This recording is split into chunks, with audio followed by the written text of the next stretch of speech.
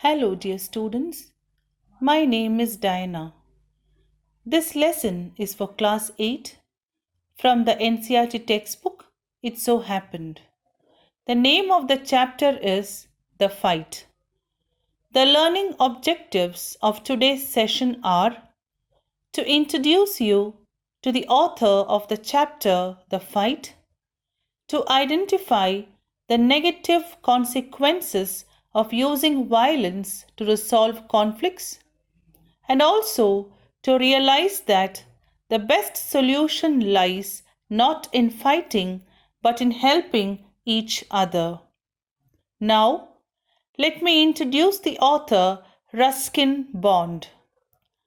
Ruskin Bond, born on 19th May 1934, is an Indian author of British descent. He lives with his adopted family in Mussoorie, India. The Indian Council for Child Education has recognized his role in the growth of children's literature in India.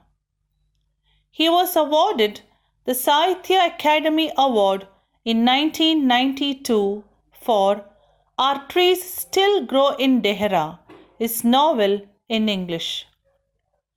He was awarded the Padma Shri in 1999 and the Padma Bhushan in 2014.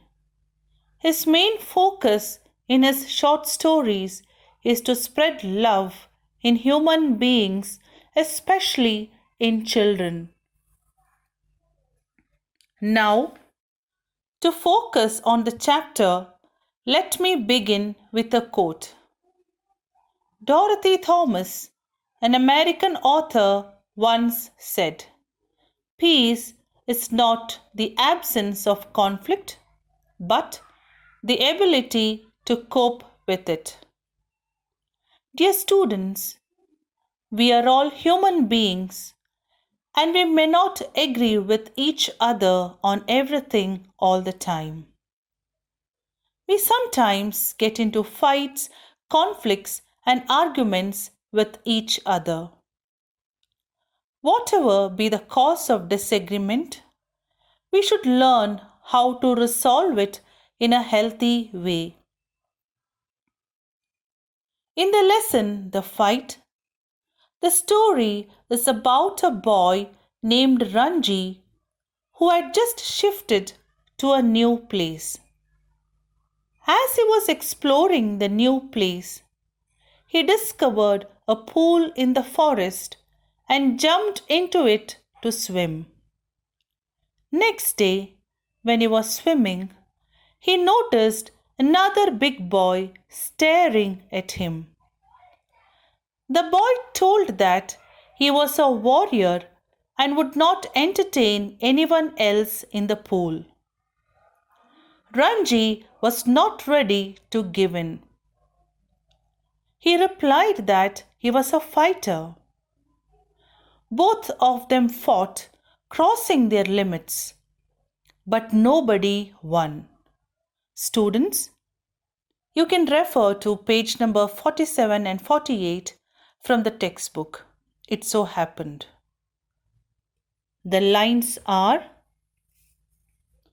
"And then they were at each other's throats, swaying on the rock, tumbling onto the sand, rolling over and over, their legs and arms locked in a desperate, violent struggle. Gasping and cursing, clawing and slapping, they rolled into the shallows of the pool. Even in the water, the fight continued as, spluttering and covered with mud, they groped for each other's head and throat.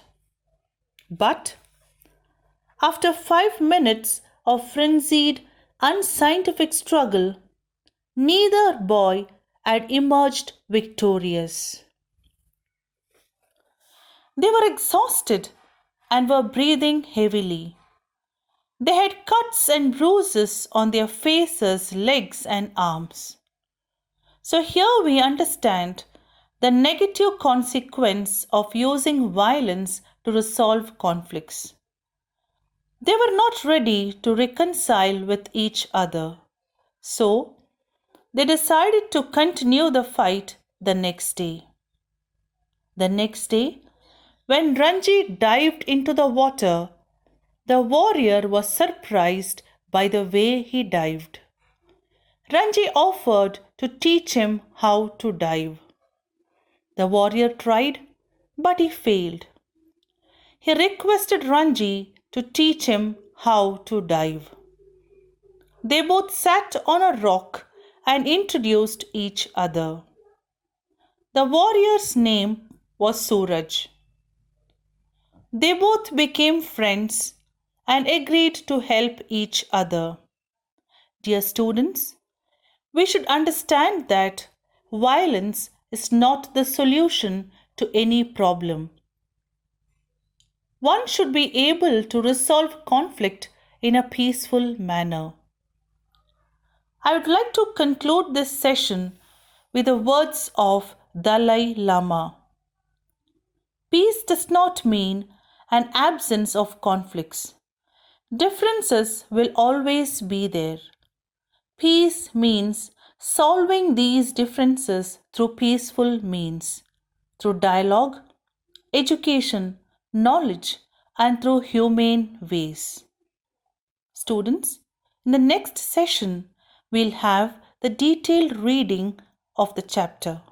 Thank you and have a good day.